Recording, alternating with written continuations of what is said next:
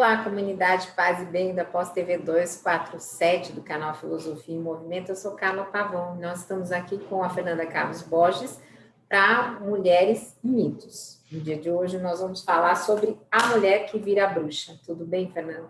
Tudo bem, gente? Tudo bem, comunidade, né, do canal? Então, olha só, hoje a gente já fez um vídeo lá no início desse projeto falando sobre essa ideia da mulher como bruxa, que é uma ideia cristã, né? Então, foi um vídeo até bem tenso, assim, porque essa história, ela é muito tensa, né? Mas aí hoje eu resolvi voltar num detalhe específico e vou ler para vocês um trecho. Então, vou mostrar aqui para vocês o livro. Então, eu vou ler um trecho deste livro aqui, que se chama O Martelo das Feiticeiras, que foi escrito por dois padres, né, católicos, que é o Heinrich Kramer, acho que é assim que fala, né? Heinrich Kramer e o James Sprenger. Esse livro aqui, quem traduziu ele para o Brasil, quem pediu para fazer a tradução foi a Rose Marie Muraro, que teve uma época que ela foi uma das primeiras mulheres assim de mídia a ter uma fala feminista, trazendo a questão das mulheres, né, para o universo da mídia brasileira, né, publicou vários livros e tal. Então, ela faz uma introdução histórica em que contexto que se deu a caça às bruxas, a Inquisição, e depois um psicanalista junguiano também faz algum comentário, que é o Carlos Amadeu Byington, que ele é médico psiquiatra analista, membro da Sociedade Brasileira de Psicologia Analítica. Então, ele faz aqui uma análise desse momento, desse surto coletivo que aconteceu no final da Idade Média. Mas a Rosemarie Morar dá um contexto histórico que explica, né? Então, além de um surto, qual era a intenção, o que tinha historicamente por trás da perseguição contra as mulheres e do assassinato em massa de mulheres, né?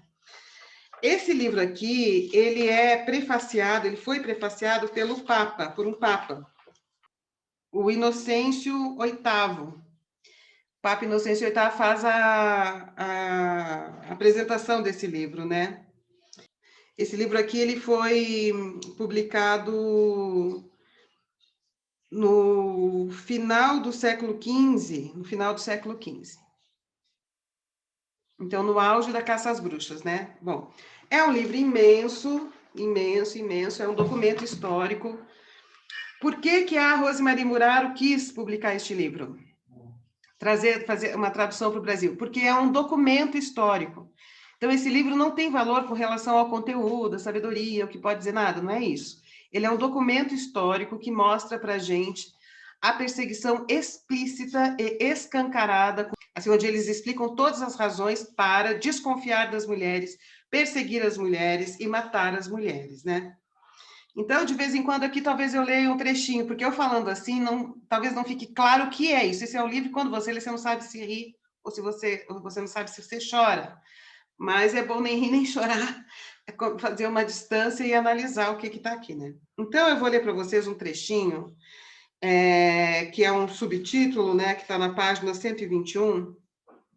Aliás, eu queria dizer isso. Este livro aqui, em mãos de pessoas maldosas, mal resolvidas, cheias de problema, pode ser um perigo.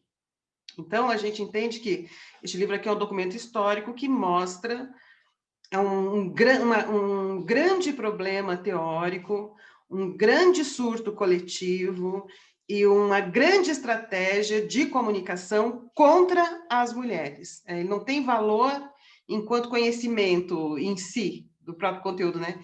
Ele tem valor apenas como um documento do absurdo, que foi isso, né? Então, eu vou ler um trechinho aqui, que é nessa página 121, que é assim: qual é o tipo de mulher que se entrega, mais que todas as outras, à superstição e à bruxaria? Tá? Então, eu vou ler para vocês. Vocês vão dar risada, vocês vão oscilar entre rir demais e ficar, nossa. Bom, tá, vamos lá. Cumpre dizer, conforme se demonstrou na questão precedente, que 3 parecem ser os vícios que exercem um domínio especial sobre as mulheres perversas, quais sejam a infidelidade, a ambição e a luxúria. Ambição, mulheres ambiciosas. E luxúria. mulheres que gostam dos prazeres do corpo, né? São estas, portanto, mais inclinadas que as outras à bruxaria, por mais se entregarem a tais vícios. Como destes 3 vícios predomina o último, que é a luxúria, por serem as mulheres insaciáveis, conclui-se que, dentre as mulheres ambiciosas, as mais profundamente contaminadas são as que mais ardentemente tentam saciar a sua lascívia obscena, as adúlteras, as fornicadoras e as concubinas dos poderosos. Então, você vê essa associação da mulher ao sexo, né? A mulher é associada ao sexo perigoso, né? O sexo é perigoso porque a mulher é perigosa, e aí que vem também toda essa difamação, não é daí que vem, isso aí faz parte de toda essa construção cultural, ideológica, né, de difamação da mulher pela sexualidade. Os homens não sofrem o mesmo tipo de perseguição e danação social em função da sua sexualidade, mas as mulheres sim. E aqui eles dão fartos, aqui é um documento que mostra fartamente como que isso é construído no pensamento cristão, né? Posso continuar a ler? Pode? Vamos lá. Existem, conforme se lê na bula papal, 7 métodos pelos quais elas contaminam, através da bruxaria, o ato venéreo e a concepção. Primeiro, fomentando no pensamento dos homens a paixão desregrada. Ou seja, se um cara está apaixonado, a culpa é da mulher. Ele não é ele que se apaixona, é a mulher que provoca a paixão. Então, assim, nesse contexto, se os homens se apaixonassem pelas mulheres perdidamente, a desconfiança de que ela era bruxa já vinha, entendeu? Porque ele não é senhor da sua própria paixão, ele não é responsável pela própria paixão. A culpa é Ele da é um mulher. barril. Ele é um barril, né? Levou, pronto, é seu, né? Exato. Segundo, obstruindo a sua força geradora. Então, a mulher impede, faz o homem não ser fértil, né? Terceiro, removendo-lhe o membro que serve ao ato. Então, as mulheres, a cabeça dele, a bruxa vai castrar o homem, né? Quarto, transmutando-os em bestas pela sua magia. Então, o homem apaixonado corre o risco de ser castrado ou de ser transformado num animal pela mulher, pelo qual ele está apaixonado, que possivelmente é a bruxa. Quinto, destruindo a força geradora das mulheres. Quer dizer, eles dizem que uma mulher infértil pode ser ação de uma bruxa. Em outros trechos ele dá uma explicação com todas as aspas para isso.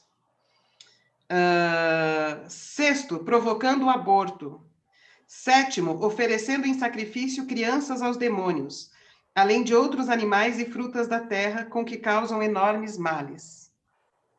Então, tudo isso começou da mulher ambiciosa e que gosta dos prazeres do corpo. Então, vai disso a sacrificar criança ao demônio. É qualquer coisa, né? E até É hoje as pessoas tipo, têm horror das mulheres. Existe, né, todo o pensamento machista que tem horror das mulheres que assumem o seu interesse sexual, né? Cada um destes métodos será considerado ulteriormente. Concentremos-nos por hora nos males causados aos homens. Então, depois ele vai explicar cada um, essa coisa de sacrificar criança, como eu falei antes, né? Como é que faz as mulheres e os homens ficarem inférteis e tal. Então, agora ele vai explicar quais são os males específicos, então, que esta mulher causa, que mulher que vira bruxa causa aos homens.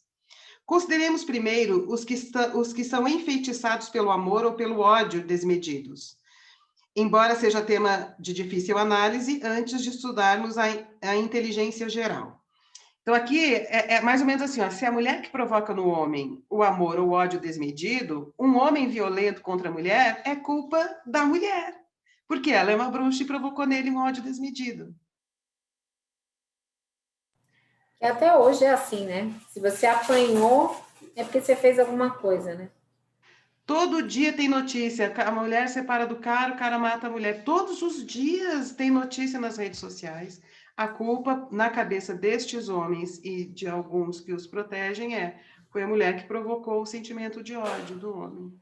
Essa que morreu por causa do jogo aí do Palmeiras, O pior ainda é que eu tenho uma suspeição aí de que o sogro roubou o carro e as coisas dela, né? Então, assim... No dia do velório.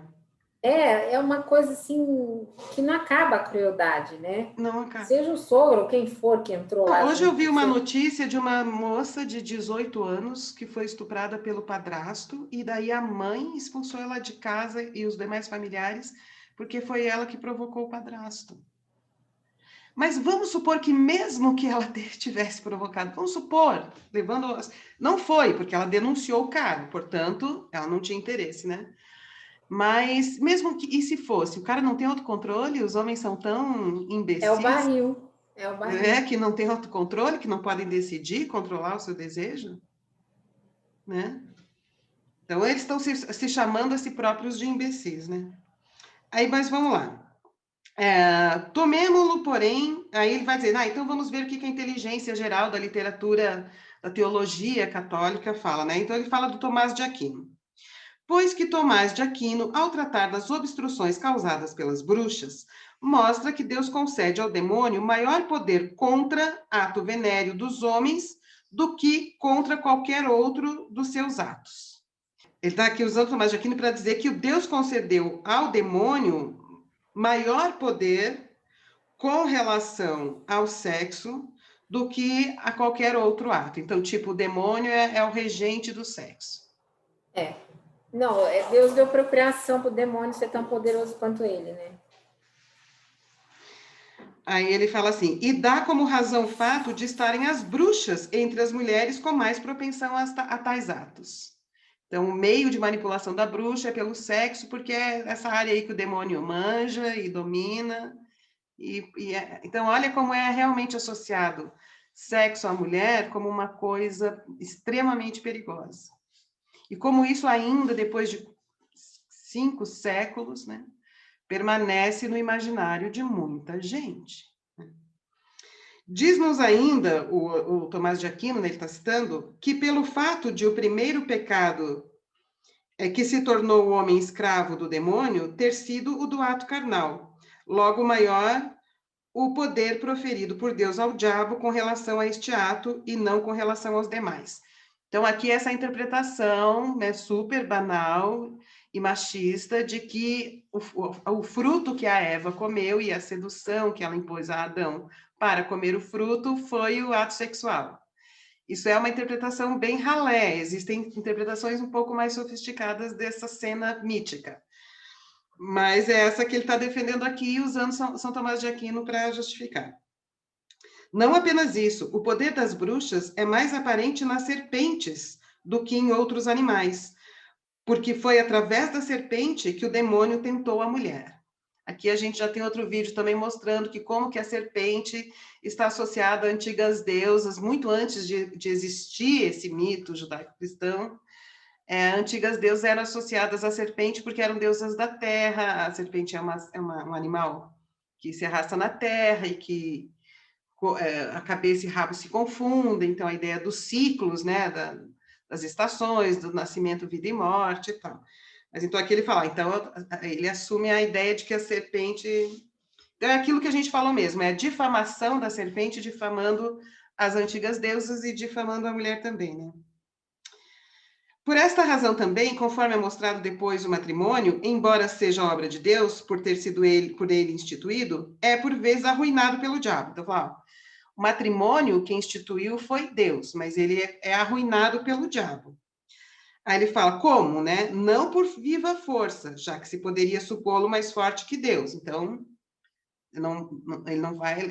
como é que ele faz, né? Já que Deus é dono do matrimônio, rege o matrimônio, mas o diabo pode arruinar, então como é que ele faz? Ele não pode fazer assim, explicitamente, com viva força, porque senão ele seria mais forte que Deus. Então, como que ele faz isso? Mas com permissão de Deus, por algum impedimento temporário ou permanente no ato conjugal. Então, o demônio vai subrepticiamente tentando destruir o matrimônio, né? Como? Então, como que ele continua explicando isso? E podemos mencionar a propósito o que nos é dado saber pela experiência. Tais mulheres saciam seus desejos obscenos não apenas consigo mesmas, mas com aqueles que se acham no vigor da idade, de qualquer classe ou condição, causando-lhes, através de bruxarias de toda espécie, a morte da alma, pelo fascínio desmedido do amor carnal, de uma tal forma a não haver persuasão ou vergonha que os faça abster-se de tais atos. O que significa isso? Se você contrai matrimônio, né? Se você casa, que é o matrimônio foi criado por Deus, mas aí começa a ter muito tesão e vontade de ficar tendo uma vida sexual prazerosa, isso pode significar no imaginário deles, significa no imaginário deles, a penetração do demônio, né? A ação do demônio ali corrompendo a sacralidade do sacramento. É para castrar, né? Que é o que explica aquele pano que eles usavam com furo no meio, né? O sexo para reprodução. Isso já mudou um pouco em vários meios cristãos, né? Hoje em dia já mudou um pouco, mas eu estou querendo dizer com isso que... O que eu estou querendo dizer? Por que eu estou enfatizando assim? O quanto que sexo é sexo associado a coisa ruim. Mesmo no casamento, a mulher pode estar ali sofrendo a influência do demônio regendo o sexo e manipulando o homem, controlando o homem, deixando ele à mercê dessas forças demoníacas pelo desejo sexual por ela. Olha, quer dizer, a mulher nem casadinha, ela tinha sossego. Então, olha o que foi a loucura da perseguição sexual nesse mundo, né, cristão europeu, né? E não à toa o Freud, séculos depois, foi dizer, olha, existe uma neurose sexual na nossa cultura. E aí ele tenta trazer à tona, com que as pessoas vejam o significado do sexo, a questão sexual na cultura ocidental judaico-cristã, né? E pensar isso. Se bem que eu acho também que o fato do Freud ter colocado a sexualidade no centro da subjetividade também tem a ver com essa cultura. Aí o Freud vai dizer assim, não, o sexo é importante porque ele faz parte da construção da mente, é preciso repensar a sexualidade humana, entender a importância dela na vida das pessoas, na saúde mental, na saúde do corpo e tal, né? Na psicossoma, né? No psicossomático. Mas talvez ainda enfatizando demais a importância do sexo, eu acho, aqui tá, gente, podem discordar de mim, muito mais por uma necessidade política, assim, mesmo que ele não pensasse nisso, né? Mas olha, olha como isso, precisamos ver isso. Ainda bem, né, que teve a psicanálise, ainda bem que aconteceu isso, né? Aí eles continuam assim, ó. E destes homens, já que as bruxas não permitem que lhes aconteça qualquer mal por se acharem sob o seu domínio, surge o maior perigo de todos os tempos, qual seja, o do extermínio da fé. E assim crescem em número as bruxas dia a dia. Então, aqui na cabeça deles, se o casal, mesmo na proteção do matrimônio, tiver prazer sexual e gostar muito, querer ficar curtindo, isso pode abalar a fé do homem. Lembra que ele está aqui preocupado em salvar o homem. A mulher, por princípio, já é uma pecadora original, a Eva. A salvação dela é mais complicada. Que bom se isso não fosse verdadeiro. Ele fala, nossa, eu queria muito que isso que eu estou falando não fosse verdade. Mas, com efeito, pela bruxaria se desperta o ódio nas pessoas unidas pelo sacramento do matrimônio.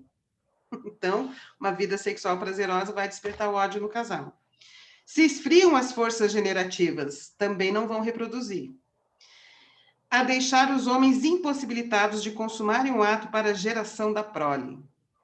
E curiosamente, né, eu tô assistindo uma série, ela é fraquinha, mas ela vai falar de todos esses tabus sociais, né, na época de reis e rainhas, que chama Bridgerton, na Netflix. E lá tem o protagonista, que é um afrodescendente super bonito, de repente ele jurou que nunca ia ter filhos, né, no leito de morte do pai, que era abusivo, o pai era extremamente abusivo. Então, ele casa com uma dessas virgens, né, que é a sociedade, não por vontade, mas por uma série de coisas. Sim, casamento mas arranjado. ele passa a praticar o coito interrompido. E ela não entende, porque ela não foi preparada para aquilo, até que ela consegue pegar uma das criadas dela e descobrir o que ele estava fazendo. Então, aí ela resolve ir por cima dele no ato sexual e não deixar que ele fizesse isso. E isso é motivo para que ele pare de falar com ela. E pare de ter relação com ela, dizendo, olha, se você tiver um filho, eu vou sustentar, tudo, mas isso não pode mais acontecer. Então, para você ver como essa questão do sexo, né? Isso a gente está falando de poucos anos atrás, né? Que tinha essa questão do sexo continua batendo a nossa porta o tempo inteiro. A sexualidade humana é algo muito importante, a questão da reprodução do prazer, assim, como a sexualidade humana não é determinada pelo cio, nós não realizamos sexo só por causa do cio, nem identificamos o cio, né? Então, a sexualidade humana realmente é algo que necessariamente é submetido à cultura, né? Tem uma certa regulação da cultura com relação à vida sexual. Ok, não tem problema. Mas aqui, nesse contexto, é a negação mesmo, essa cultura transformou o sexo na coisa mais horrorosa que possa haver na Terra. Infelizmente, é o meio pelo qual se faz filho. É só falta dizer isso, é tipo isso, né? E é assim o grande perigo da alma, o grande perigo da fé. Aí ele fala assim: e como na alma coexistem o amor e o ódio, e nela nem mesmo o demônio pode entrar, porque a alma é de Deus, então ele fala assim que o demônio vai comendo pelas bordas, ele vai degenerando o corpo para enfraquecer a alma, mas a alma mesmo ele não toca. O homem que enfraquece quando vai sendo comido pelas bordas. Né? Torna-se necessário prescrutar esta questão. Não, torna-se necessário perscrutar essa questão, para que tais coisas não pareçam inverossímeis para quem quer que seja. Tipo, olha, isso que eu estou falando parece bobagem, mas não é inverossímil, é assim mesmo que rola, entendeu? Presta atenção, né? Então, esse é o livro, chama O Martelo das Feiticeiras, é a bula inquisidora de como identificar uma bruxa e o que fazer com ela depois. E, de argumento em argumento, tentaremos elucidar a matéria. Bom, o próximo item eu não vou ler, porque eu fiquei de ler um só, né? Esse vídeo é curto, mas o próximo item, só para deixar um gostinho em vocês. Se as bruxas são capazes de desviar o intelecto dos homens para o amor ou para o ódio? Esse é o próximo item. Tem 1000 detalhes aqui dessa elucubração intelectual para colocar a mulher como a grande corruptora da humanidade, né? Muitos trechinhos. E aí eu queria perguntar para você o seguinte, é um livro muito interessante, ele é chato de ler, que ele é enorme, hoje em dia a gente às vezes não tem tanto tempo, né? Mas se vocês que se interessarem por esse assunto, vocês que viram o vídeo até o final, deixem nos comentários, daí a gente lê mais vezes outros trechos, né? Eu estava conversando com a Carla, a gente pode fazer um período do Mulheres e Mitos em que a gente lê esses trechinhos e comenta aqui com vocês. Para vocês entenderem o que foi a construção dessa demonização da mulher e dessa associação da mulher à corrupção da humanidade via sexo, que até hoje atormenta a vida de muitas mulheres no mundo. No mundo. Tem lugares em que a mulher não pode mostrar os olhos, porque pelos olhos ela exerce a bruxaria e feitiços caras. Aí usa aquelas barracas com a telinha na cara. A burca. A burca. Tá bom. Então, lembrando, gente, quem puder, curta, compartilhe, deixem seus comentários e se inscrevam nos canais. No Paz e Bem, no Filosofia e Movimento, na Pós TV 247, nós contamos com cada um de vocês, né? Então, um beijo e obrigada. Aliás, lá no Filosofia e Movimento, a gente fez uma entrevista com o João César de Castro Rocha, que publicou o livro A Guerra Cultural e a Retórica do Ódio, Crônicas de um Brasil Pós-Político. Um livro ótimo, estava um monte de gente esperando esse livro, eu estava esperando, eu tinha entrevistado ele, né, antes dele publicar o livro, e estava querendo ver o livro. Agora ele publicou há um mês e pouco, e foi uma entrevista de 3h30, Carla. Ele ficou conversando com a gente 3h30, com barraco filosófico. Eu parti, vão ser 5 vídeos de mais ou menos meia hora cada um. Muito boa a entrevista. Você quer entender melhor como opera a guerra cultural bolsolavista? Vai lá no canal Filosofia e Movimento e acompanhe os vídeos. Já publicamos 2, sábado sai mais um, depois tem mais 2 ainda.